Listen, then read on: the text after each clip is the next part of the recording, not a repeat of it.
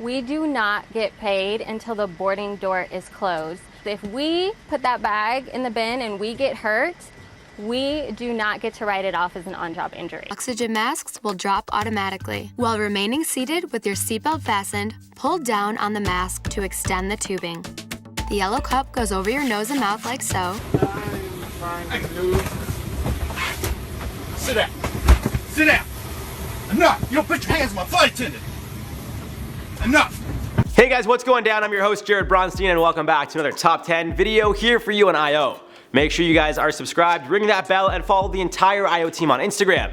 Drop us some DMs and say what up. Also, make sure you guys let us know which number shocked you the most on this list in the comments down below. But let's just jump right into this one.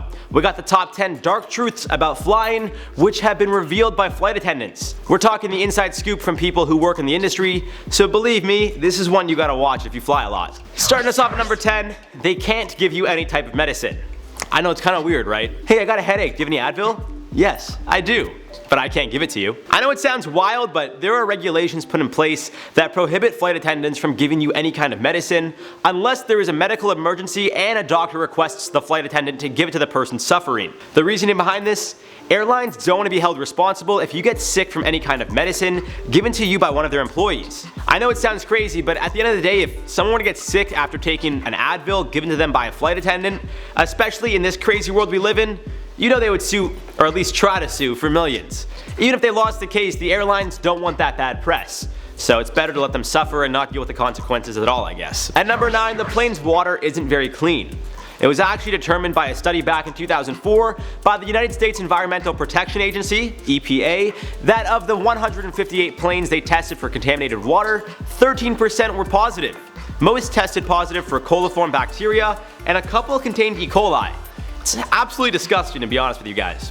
Nowadays, airplanes do have tighter regulations, but it's still not recommended to drink tap water on a plane. Flight attendants also advise against ordering coffee or tea because although they heat up the water and most of the bacteria is killed, there is still a chance some of the bacteria can make it into your drink.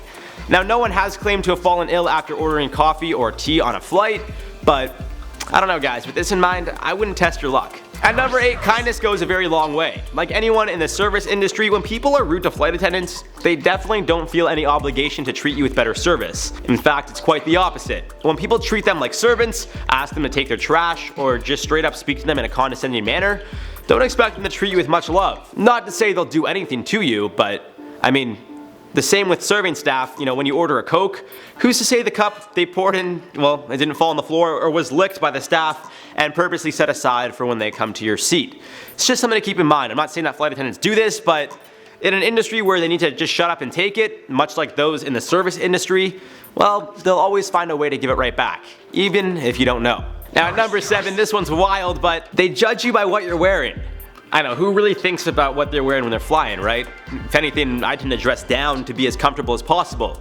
Like sweats and a hoodie is usually the go-to. But studies allegedly show that those who are well dressed have a better chance or higher chance of being bumped up to first class. Although this claim has been disputed, there have been stories online about people being bumped up to first class, and when asking the gate agent why, being told, I quote, "Our station manager noticed how well dressed you were and told me to upgrade you." End quote. Other stories include someone being shunned for wearing a suit but taking off his tie. When he was knocked down from first class to economy, he asked if first class was full, to which he got a reply, "The way you're dressed, you don't even deserve to fly at all. Take it for what you will, but the next time you fly, maybe you should dress up." I know I won't, but maybe you should. Those food trays you tend to put your phone, food, water, you know, pretty much everything on, are actually disgustingly infected with absurd amounts of germs. In fact, flight attendants actually recommend that you bring disinfecting wipes because it's believed the trays are very rarely wiped down and cleaned. It's pretty gross when you think about it. I mean, how many people fly on the same airplane every day? They touch it, they cough, sneeze, God knows what else. It's just gross. So the next time one of your pretzels falls onto that tray, don't think twice about the 5-second rule, because it's most likely dirtier than the floor. Just get a new package, they're free anyways. At number 5, speaking of uncleanliness, well, the pillows and blankets they offer aren't all that clean either, unfortunately. While being interviewed, a flight attendant was asked about them, to which she replied, "Bring your own. These get washed, but we are not so sure how greatly they are washed. Same for the pillow. They will take the lining off the pillow and give you a new one, but you still have the pillow in there that's dirty. So think about that the next time you're sleeping on an airplane pillow. The actual cover might be fresh, but the pillow itself, well, who knows? Pro tip, drool, snot, and germs in general can get through a pillowcase and live inside the actual pillow. You know, like after it seeps through, the fabric kind of just gets stuck in the feathers. I don't know, it's just something to keep in mind. Maybe just bring your own pillow or one of those neck things. What are those even called?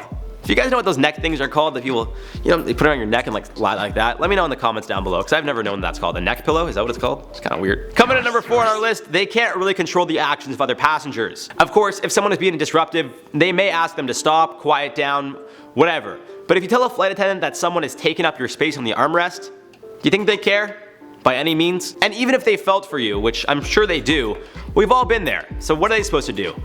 Hey sir, would you mind sharing the armrest with the person beside you? Listen guys, we're not in 3rd grade public school here. If you got a problem, I'd say speak up. But do it in a nice way. I'm sure most people don't even realize they're taking up as much room as they do. Alternatively, you could be a little unconfrontational like me and just sit uncomfortable for a good 4 hours, anxiously waiting for your flight to end or for them to go to the bathroom so you could claim your part of the armrest. But then when they come back and literally just push your arm off and you're stuck sitting there like, haha, this son of a... Moving on to number 3, never ask him to help put your luggage in the overhead compartments. I know it seems like such a small detail, but in reality, technically, flight attendants aren't on the clock until the plane takes off.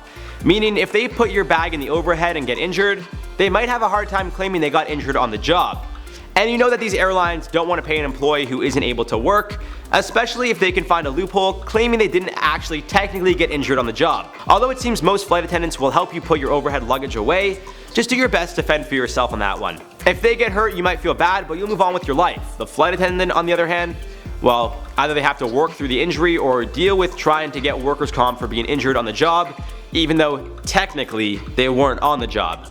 It's just not a good situation for them. Number 2, you know the things they say you should always put over your face before helping anyone else, and it shows a diagram of a parent putting on their mask before putting on the kid's mask? You know what I'm talking about. Yeah, that one. Apparently, it's not full of oxygen as we all once believed. It turns out the air in oxygen masks is really a cocktail of chemicals. It's fun, isn't it? It's usually sodium perchlorate and an iron oxide which mixes together.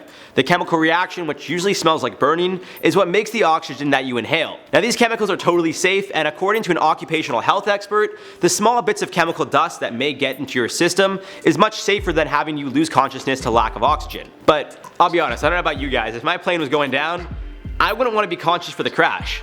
If I'm going to go, just let me go while I'm knocked out. I'm kidding. Most planes that have to make emergency landings do it safely. So just wear the mask. Or don't. I mean, you guys do whatever you want. I really don't have control over that. But I would recommend wearing the mask, because if you're going down, 9 times out of 10 you'll be fine.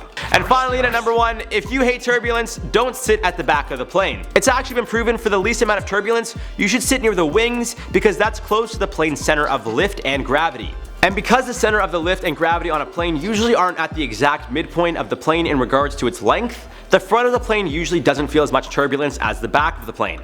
So if you were to sit in the last row whereas your friend sat in first class, you'd probably have a bumpier ride. It also makes sense why first class is in the front of the plane now that I come to think of it. Scientifically, it should lead to a smoother ride, and if you're paying that much money for, you know, compared to someone doing like economy, I really don't know how much first class is. I always just take the cheapest flight, but I don't know. It makes more sense because they're paying more, so it should be smoother, right? Does that make sense? And that does it for the top 10 dark truths about flying revealed by flight attendants. You guys gotta let me know which number stuck out the most to you guys. Let me know your thoughts obviously in the comments down below. I've been your host, Jared Bronstein. Make sure you guys are subscribed, ring that bell to be notified of when we post new videos, and of course, give this video a thumbs up if you guys enjoyed it. As always, we wanna know the lists that you guys wanna see, so let us know in the comments down below a top 10 list that you guys would be interested in seeing, and we'll see you guys in the next video.